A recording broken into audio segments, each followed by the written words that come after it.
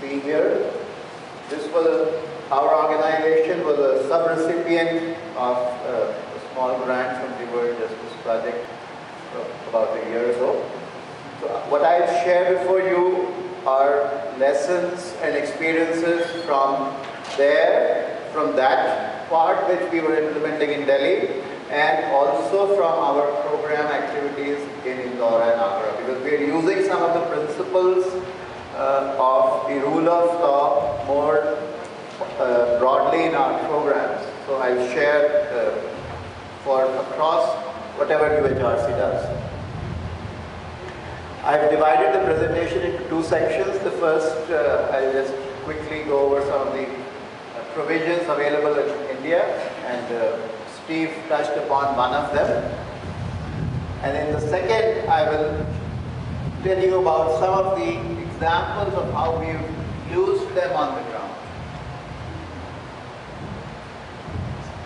There are these provisions which have emerged in India, and the Right to Information Act is one important provision. Two aspects of this.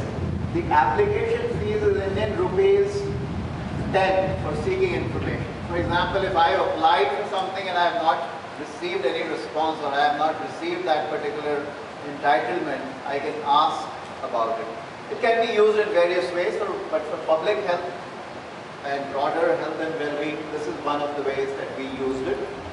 And the concerned authority has to respond within 30 days in usual course, and 44 hours if the issue is life-threatening. The second aspect which has an impact on the rule of law is public interest petitions by civil society organizations and individuals to the Supreme Court of India. And this has also had an important bearing in India. We have not directly been associated with this activity so far. But then, as a consequence of this, the Supreme Court issues orders to the central and state government for nutrition and other programs. So we take advantage of the fact that the Supreme Court has issued orders, and therefore we try and increase the negotiation ability of the community. And a new bill is in the making. It is called the Food Security Bill. The hope is that it will enhance access of urban and rural poor to food security, food subsidy programs. We do have a food subsidy program. India does produce quite a bit of grain, but the access to those subsidies is compromised. Now, I share with you 6 examples of what we have tried and to what extent we have achieved or learned from them. One example is the use of evidence to bring about a policy change which is more legally just. So we had this situation that there were a large number of unlisted slums in India, and the official data itself said that 49% of India's slums were not part of official lists. And as a consequence of this, they were excluded from many public health programs. So we brought in data from several examples, and it led to the inclusion of unlisted or illegal slums in these 3 important government policies. A circular issued by the Ministry of Health to states in 2008, inclusion of mandate for listing all the unlisted poverty clusters for the housing scheme. There is a Ministry for Urban Housing and Poverty Alleviation.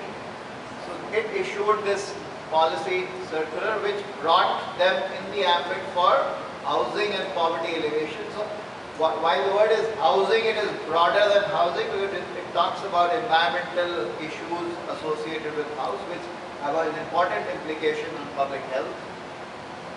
And the National Urban Health Mission has also mandated inclusion of unlisted slums. So this is the first example, and this is how we created the evidence.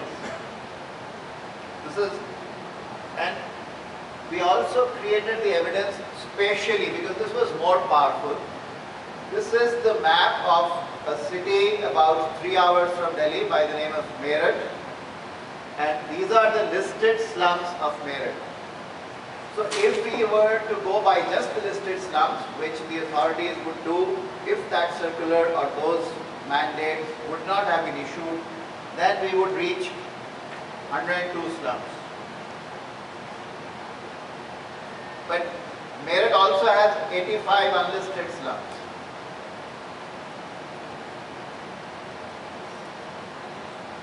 This is the complete picture. And we created maps of this nature for 10 Indian cities to bring this on the radar of the central government. And that is why those legislations were then enacted.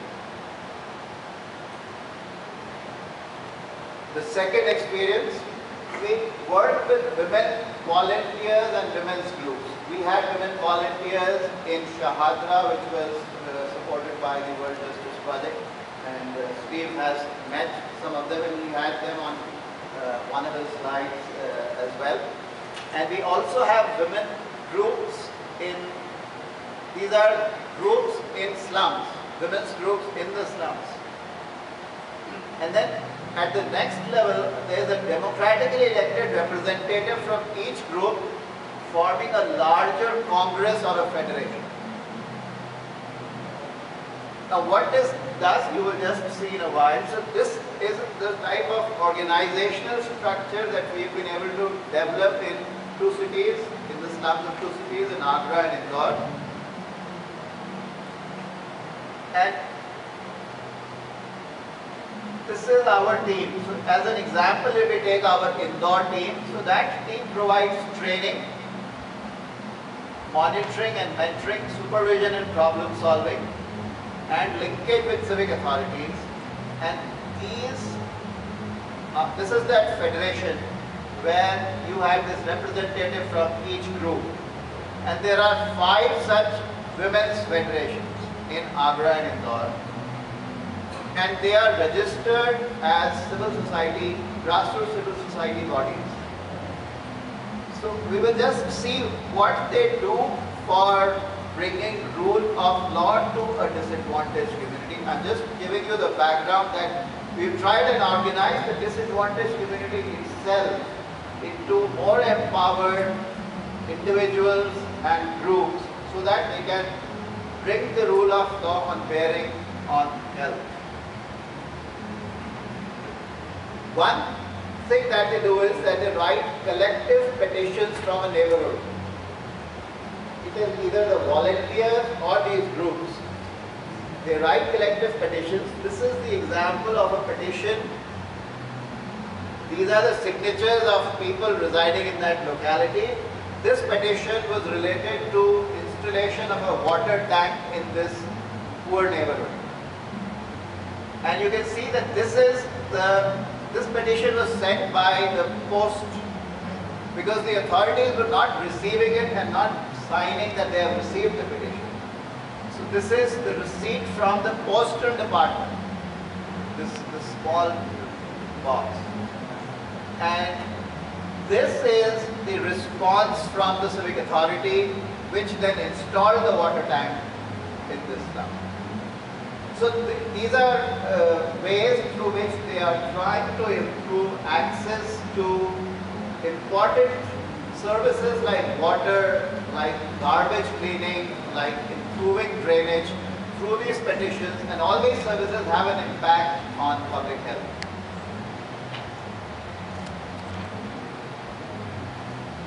And relatively simpler petitions have also been used for the health department and the nutrition department to expand services. So if the area does not receive services regularly, the citizens, with the help of these trained volunteers and women's groups, are able to put together a petition. That is the type of training that we've provided them, and then they request the authority in writing, and it yields results. These are some changes that we have seen This is a slum where this is how you found this place. Here you see the tap. There's a water tap now. So this has improved. I mean, the improvement is not ideal. Probably there will be a step-by-step improvement. But from this situation to having a water tap and a concrete cemented place below the tap is a substantial improvement. This is the condition of the road and in 2005, and this is the condition of that road in 2011.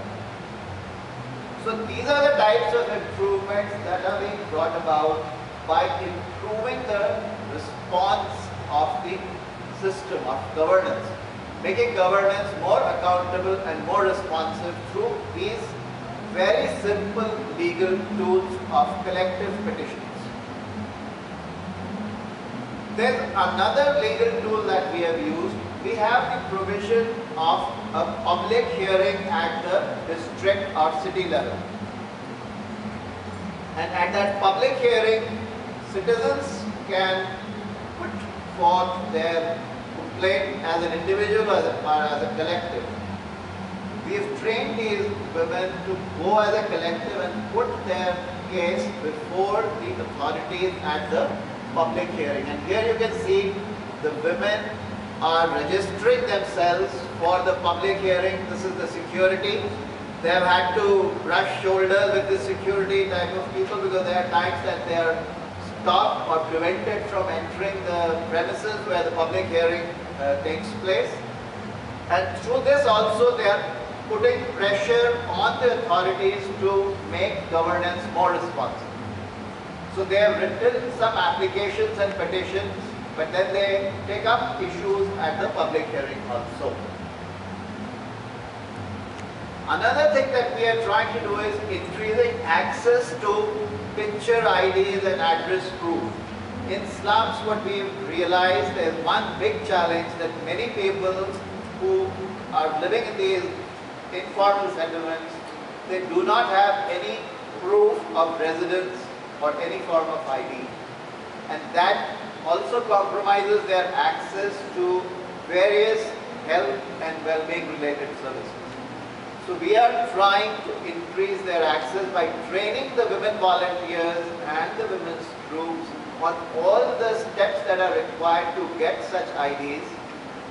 Unraveling the mystery behind the ID, not thinking that the ID is too complicated a process, and then also being confident and assertive that they can actually make a difference. So here you see some people holding their picture IDs. This picture ID also has the address. So that makes their ability to bargain, to negotiate, to access various health and related services far stronger. This is the other approach that we used was the right to information approach.